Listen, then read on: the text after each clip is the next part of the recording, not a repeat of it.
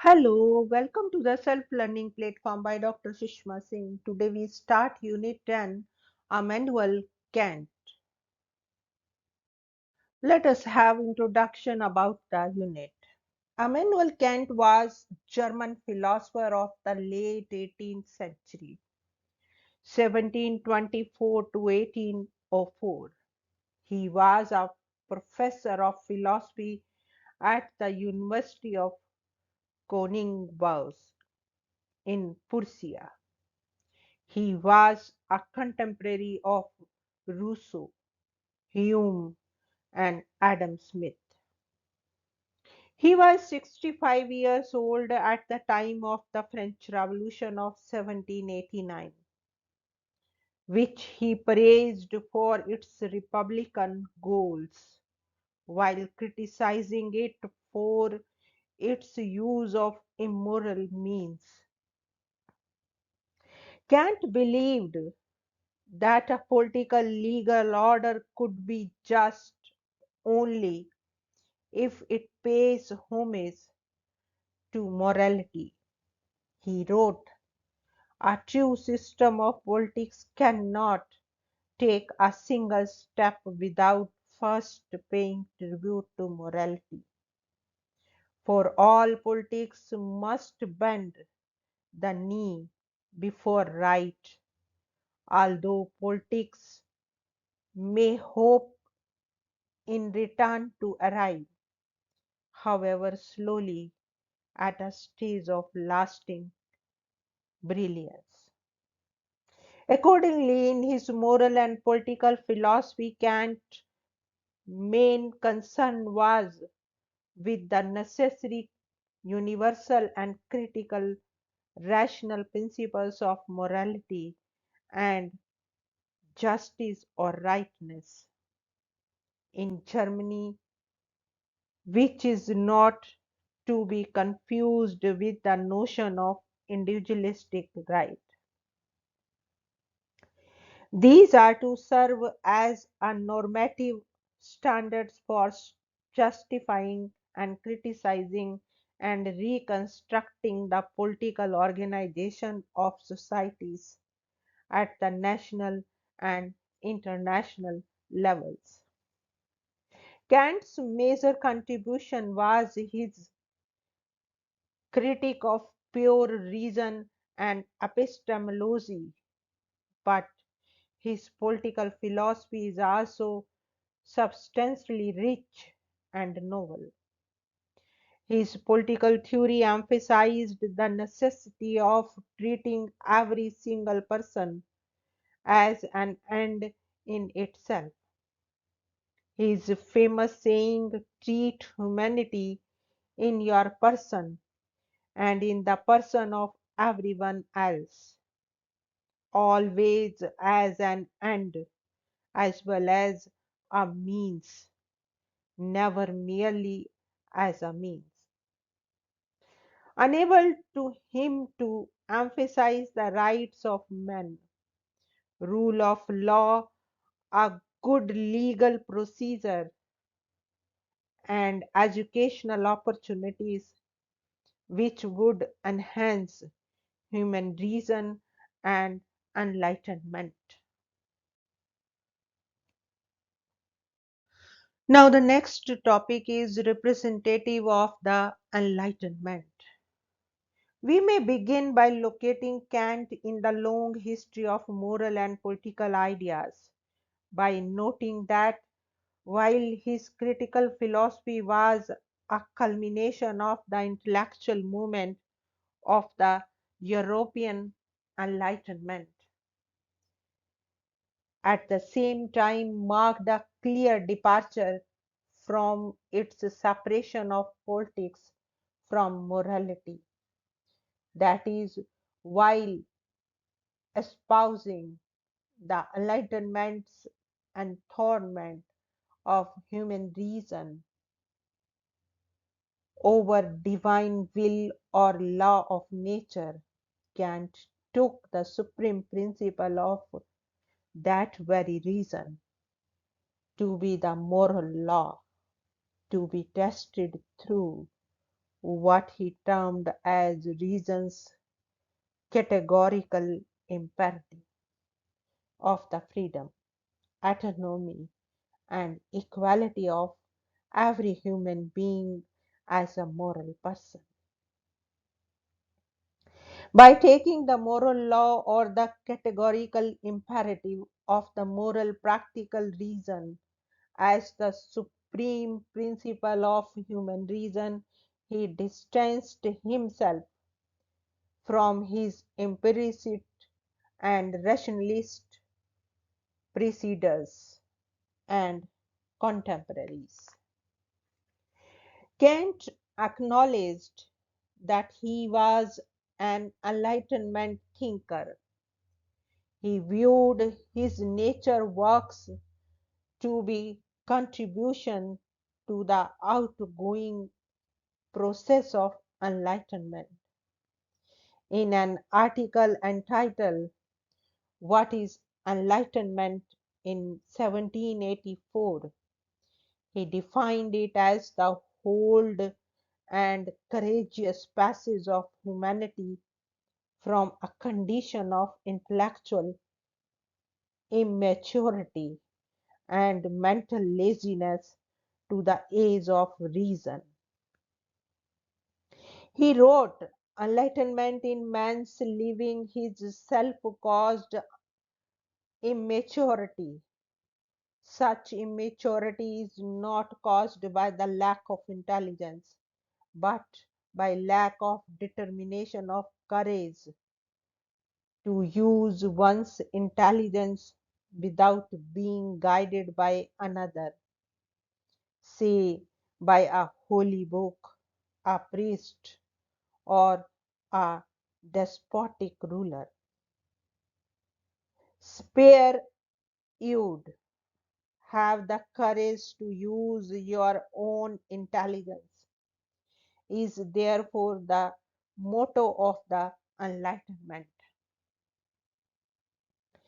Kant hoped to contribute to making the ordinary people become self aware of the universal necessary, formal, and the priori conditions or structures of reason, which are implicitly present as normative ideas in their everyday thinking and acting as finite rational being living in this world.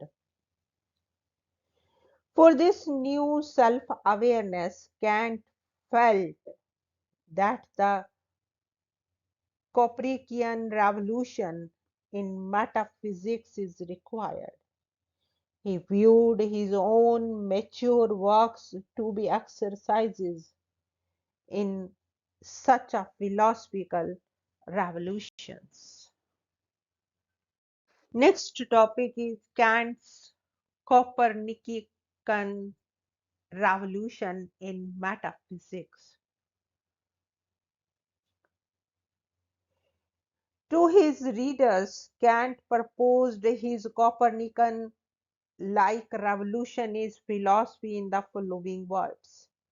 Hitherto it has been assumed that our knowledge must conform to objects, but all attempts to extend our knowledge of objects by establishing something in regard to them a priori by means of concepts have, on this assumption, ended in failure.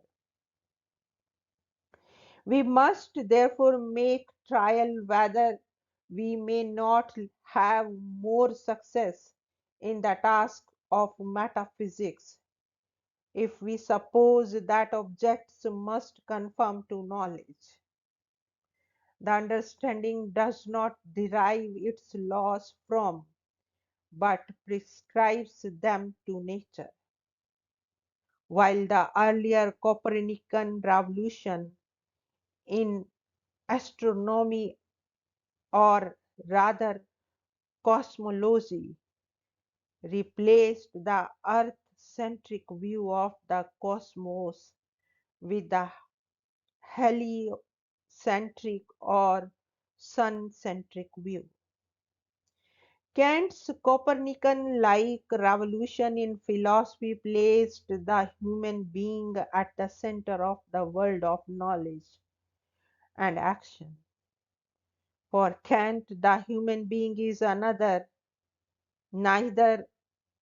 a mere passive recipient of the impressions of the nature world nor a mere passive subject in the moral world, but an active or creative agent in them. Kant did not agree with the rationalist and the imperialist thinkers of the Enlightenment in placing human nature or human reason, rather than the authority of the church, despotic rulers, custom, on tradition at the center or source of human knowledge and morality. He, however, felt that the imperialist set reduced human nature to the level of senses, instincts, feelings, and preferences, whereas the rationalists, for example, Descartes and Leibniz, narrowed or restricted human reason to an egoistic, monadic, or intuitive substance. Kant's transcendental idealist view of human reason and its universal formal principles of justice and morality would overcome these limitations. Next topic is transcendental idealist view of human reason. Kant's transcendental idealism is idealistic in that it is ideas constituted, ideal oriented rather than realistic, and critical reconstructive rather than traditionalist. These features of his thought are reflected in the titles of many of his books. For example, Ideas Towards a Universal History from a Cosmopolitan Point of View by Transcendental ideas or principles. He means the necessary universal formal a priori conditions or structures of the possibility of any knowledge or moral action by rational beings. As finite national agents, human persons, he says, have not only the faculties or capacities of sense and understanding, but also the faculty of theoretical and moral practical reason. He writes, man now finds in himself a faculty by means of which he differentiates himself from all other things, indeed, even from himself, in so far as he is affected by objects, and that faculty is reason.